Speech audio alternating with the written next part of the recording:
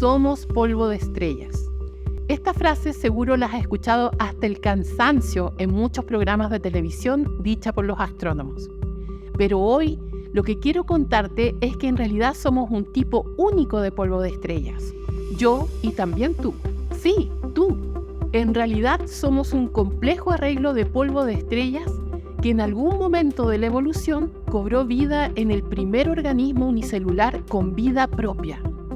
Y este suceso corresponde quizás al más grande misterio y a la pregunta más cuestionada que los humanos nos hemos hecho desde siempre.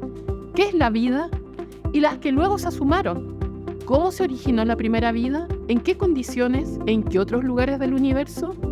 La respuesta a estas preguntas proviene desde varias disciplinas, como la biología, que se acerca a ellas a través del estudio de microorganismos presentes y pasados y que tratan de entender los límites que definen la vida.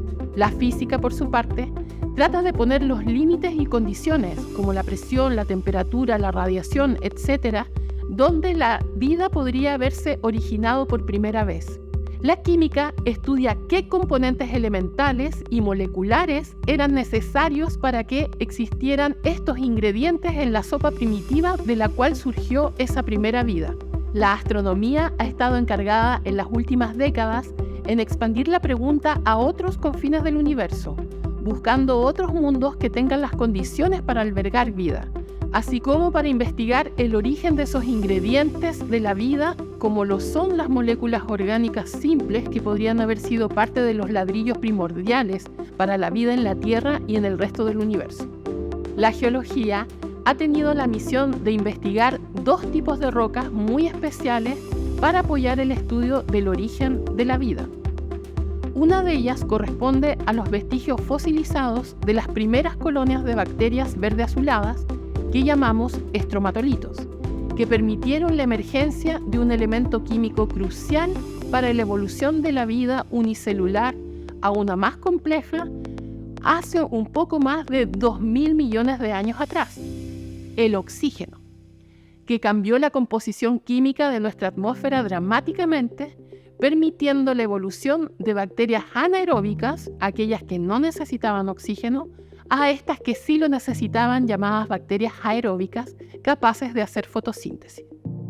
Las otras rocas que nos han ayudado a entender cómo podrían haber llegado estos ladrillos basales de moléculas orgánicas simples a planetas como la Tierra corresponden a los meteoritos. Rocas que se formaron casi al inicio de la formación del sistema solar hace 4.500 millones de años aproximadamente, como parte de los planetesimales, que fueron los primeros cúmulos de sólidos condensados de la nebulosa solar que fueron acrecionando material hasta alcanzar mayores tamaños y masas, lo que permitió que por gravedad empezaran entonces a colisionar y generar entonces los protoplanetas, que serían los precursores de los planetas que hoy en día conocemos.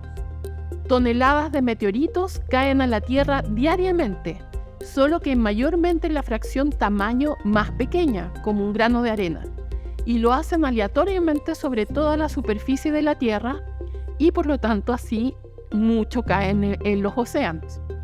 Los meteoritos de más de 10 gramos que pueden sobrevivir la entrada a la atmósfera terrestre, no destruirse y llegar a la superficie aún como una roquita, es de 1% de ese flujo diario de toneladas. Ese pequeño porcentaje ha ido construyendo la colección de meteoritos caídos en la Tierra, de la cual podemos sacar valiosa información, como las composiciones químicas y mineralógicas de ellas, sus texturas petrológicas únicas, las cuales nos dan información de los procesos tempranos que ocurrieron en la formación del sistema solar, así como también de cómo fueron creciendo desde estos pequeños planetesimales a estos protoplanetas hasta formar los planetas que hoy conocemos en su configuración actual. Hoy existen alrededor de 70.000 meteoritos oficiales en todo el mundo. Esto significa meteoritos que han sido clasificados por un experto, revisados por un comité de expertos y aprobados para recibir su nombre oficial. Los meteoritos, por tener minerales que se formaron en otras condiciones en el espacio y en esos cuerpos asteroidales principalmente, nunca estuvieron expuestos al oxígeno, ese que abunda tanto en la Tierra y que es un agente altamente corrosivo, sobre todo en la molécula del agua, cuando está en su versión líquida. Por eso, al llegar a la Tierra, si lo hacen en un lugar con mucha humedad, van a irse transformando más rápido en minerales más estables en las condiciones de la Tierra, que son más oxidantes, y por consiguiente será más rápido su proceso para volverse suelo. Sin embargo, en los desiertos calientes como el Sahara o el Atacama, o en desiertos fríos como la Antártica, el agua líquida está bastante más restringida que en otros lugares del planeta, por lo que los meteoritos pueden durar más tiempo antes de destruirse. Y por consiguiente, uno que cayó ayer podría encontrarse aún en la misma superficie con uno que cayó hace 10.000 años o más. A esto llamamos superficie de acumulación de meteoritos, y es por esta razón que la búsqueda de ellos se realiza principalmente en la Antártica y en los desiertos calientes.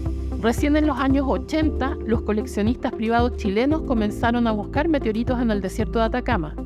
A diferencia del desierto del Sahara, por ejemplo, donde las rocas que conforman este desierto son de tipo sedimentario, de colores muy claros como las areniscas o las calizas, en nuestro desierto de Atacama predominan las rocas ígneas volcánicas y las plutónicas, que pueden verse muy similares a los meteoritos. Por esa razón, el número de meteoritos chilenos se mantuvo muy pequeñito por muchos años, 60 meteoritos al año 2005.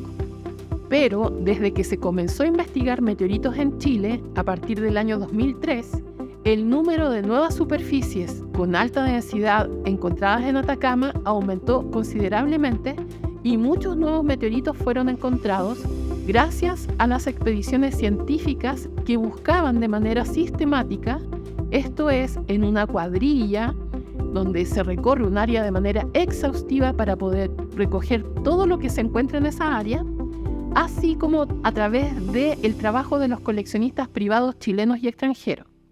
Actualmente existen 2.400 meteoritos chilenos oficiales en el Meteoritical Bulletin, el catastro oficial de meteoritos del mundo.